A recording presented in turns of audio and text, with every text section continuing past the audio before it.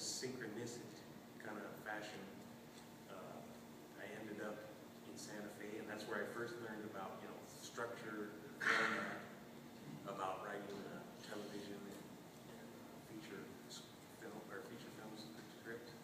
Also, one act, or act one, act two, act three, and then I met Andres, and that's where I got the real crash course, and I loved every second of it because it was a full feature, and he had a real good skeleton. I really believed in the story.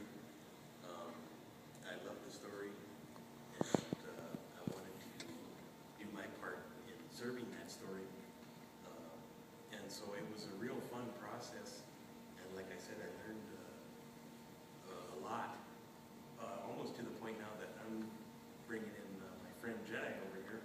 Now it's almost kind of a trickle-down effect, He taught me, and I'm helping Jedi, and Jedi's also helping me a lot too.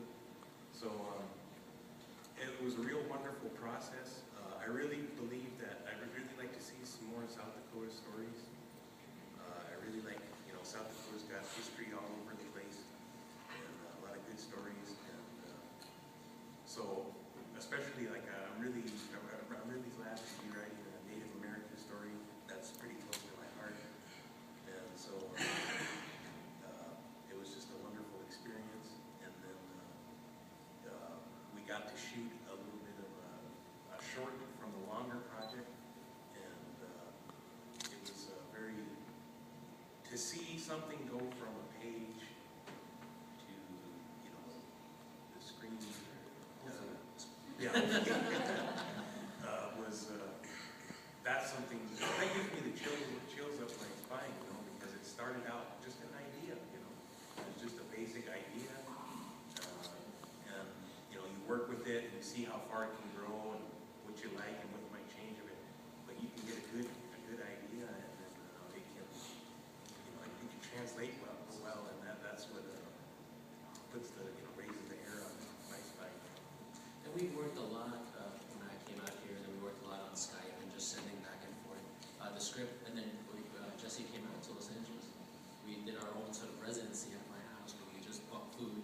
Our producer came down from San Francisco, and we just bought food and things and just laid an entire week, and we actually laid down every version of the script. And and scripts, they go through. This is probably our 7th version, easily a full-on rewrite. And when you go through for different things, and we'll go through to really make sure characters are working, looking for tension, and is each scene the best scene it can possibly be. And with the rewrite process, sometimes that might be hard, especially if you're beginning. You think you might have a real good idea, and it's kind of hard to think that, well, I might have to change this. But sometimes, though, too, it's not that you didn't write nothing bad. It's just sometimes more ideas take more attention, and they can grow and they can evolve into even stronger things. So that's why that rewriting process is incredibly important. And even like with what we did here, and that's about that adaptation. We had a lot of Lakota language. We called for a lot of Lakota language in the film, but I'm not 100% confident in actually writing it in the script or whatever, the actual language. And that's where our actor Milo Yellowhair, he really filled in that gap. And Andres, we gave him that flexibility to really work that Lakota aspect of the language of the film. And that's something that we didn't really, we wrote it down, but it was that adaptation that he brought to the table, and that was real cool, And a lot of experience too when you're working with someone like me, either an older actor or a very experienced actor, or someone like Lilo who has had an amazing life experience. You kind of, you're right, but you certainly allow space, I think, and learning that you have during the production, where you learn from this person as you're working. So I think, again,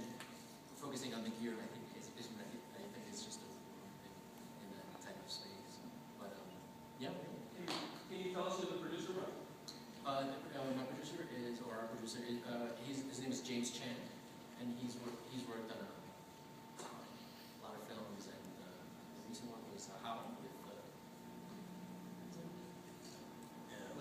I'm sorry. How with Howard?